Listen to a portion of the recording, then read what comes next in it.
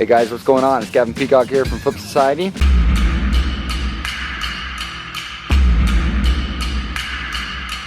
We got our first warm day of the spring in Toronto right now. It's hit about 25 degrees Celsius today. Wanted to take this opportunity to get all my gear outside for my second accessory video.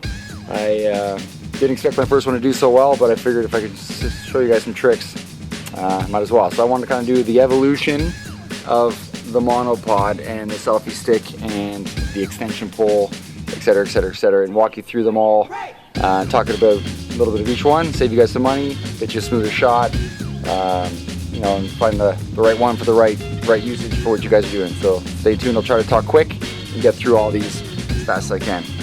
All right, here we go.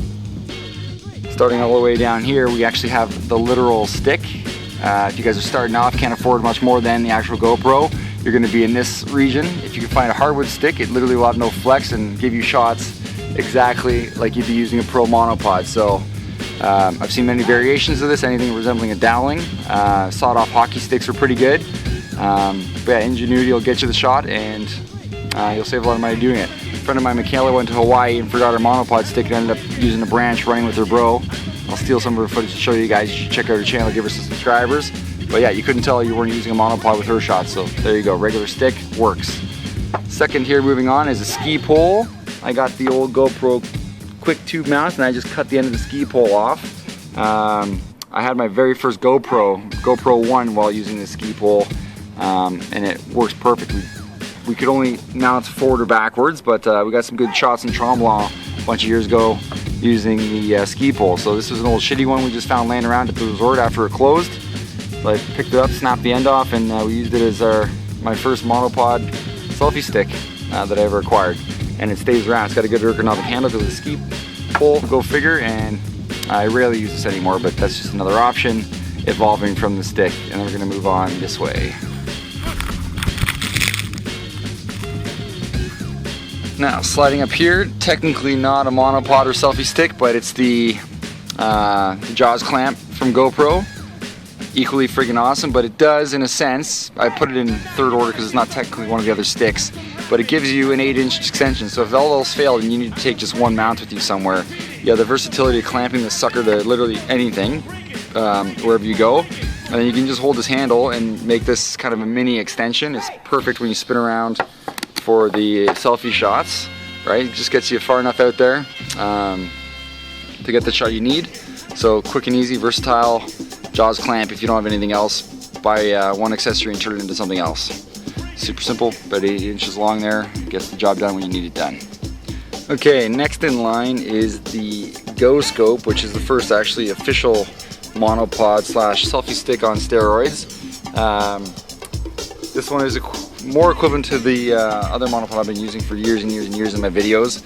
The GoScope is actually taken off in popularity in terms of its brand name. It's a really beefy aluminum monopod. This is the one that's taking off the most, and you'll see a lot of pros using. So if you get on Instagram, typically you'll see a lot of Red Bull riders, etc, with just this one random hashtag GoScope in the bottom.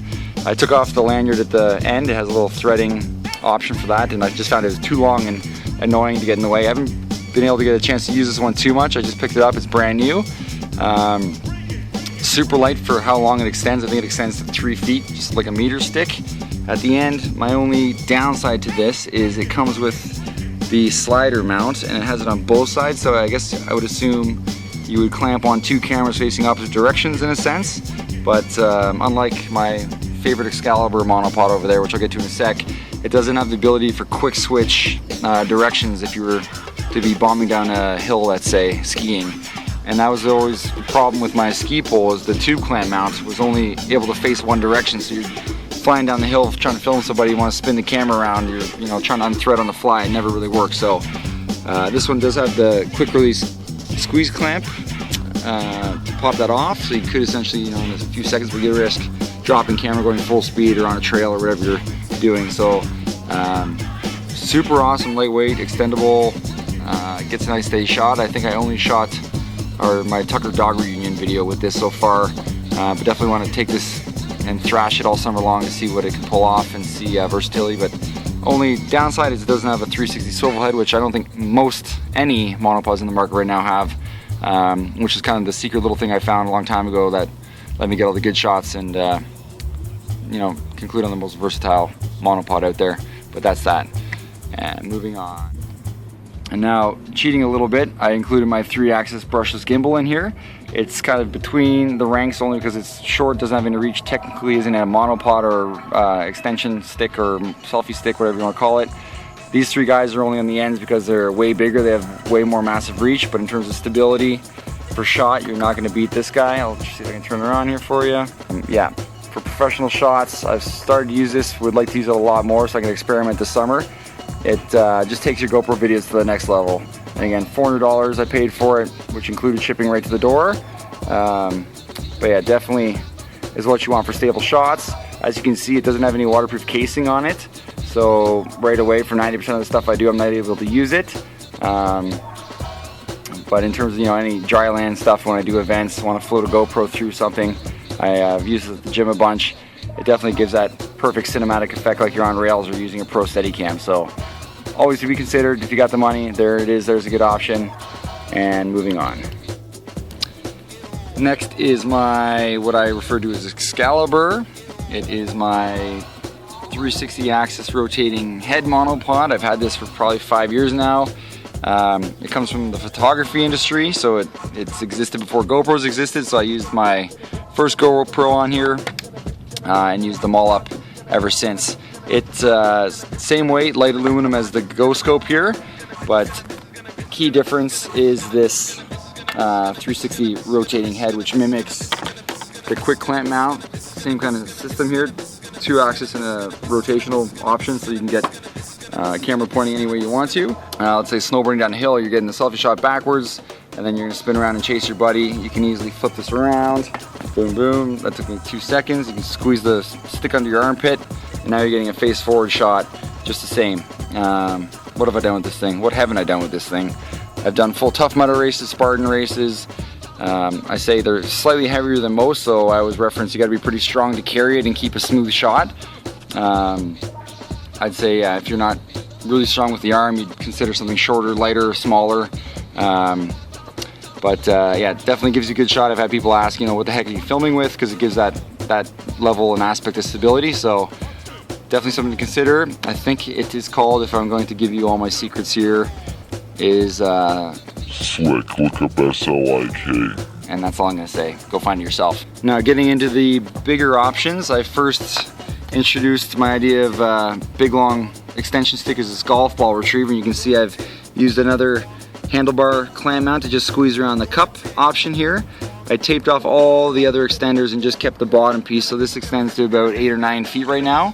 And I use this mainly for the main Russian swing video that GoPro ended up making into one of their commercials and big video of the week, so that was a huge deal. But I found at full extension the aluminum pieces got too skinny, and you can see there's already a little bit of shake and movement from the plastic cup. So most of the shots I used with this weren't actually used because it was too wiggly and too much vibration on screen and in frame. So I just trashed it and stopped using it and tried to think for, probably took me 4 months to think of what would be the other alternative. This is a 15-foot reach, and the other alternative here is this bigger brother, which is a fiberglass painting rod, and I'll get into that right now. Okay, and lastly here, like I just mentioned, is this big, super thick fiberglass painting rod. Fiberglass makes it nice and light.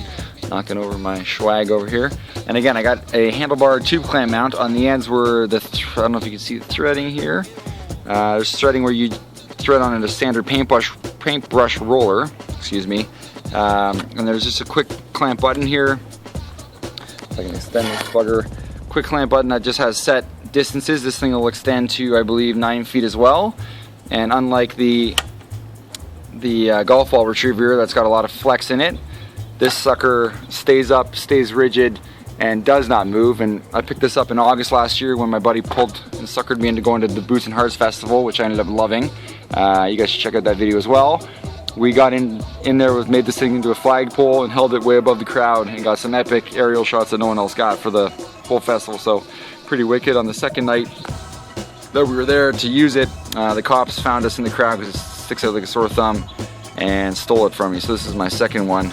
Or confiscated from me, I should say. So this is the second one that I picked up, and I got some plans for this summer. So yeah, stay tuned for that, but good little secret there, home hardware store. You'll see those all over the place and they're really good. Yeah, so that concludes all the options that I've laid down that I have in my inventory here. And as you can see, you just gotta, be smart about the shot you want to get, and there's probably an answer laying around your house. Steal this from your dad's golf bag. Hardware store, this is no more than 24 bucks. All the way down here, the hobo stick and lost and found ski pole that I grabbed. So not too much money spent on 4 of the best things here. Bigger money, bigger bucks, professional looking, and will last a lifetime are the actual options made for GoPro and other cameras. So always something to consider. So hope you enjoyed the video. Hope I didn't talk too much. My next video is going to be just my top 5 pick accessories that I would use if those were the only things I could buy. One of the users, forget his name, I'll give a shout out, wrote to me and asked if that could be my next video. So hope it wasn't too long, hope it was informative. I'll keep these up because they seem to be doing well and they're good breaks for me to give my body some rest before my other videos. Stay tuned for some wild stuff this summer, and keep healthy and stay fit. And I'm going to go drink my beer here. Don't tell anyone. Alright, out. Hey, what's up guys? Gavin Peacock here from Flip Society, and I have something or rather.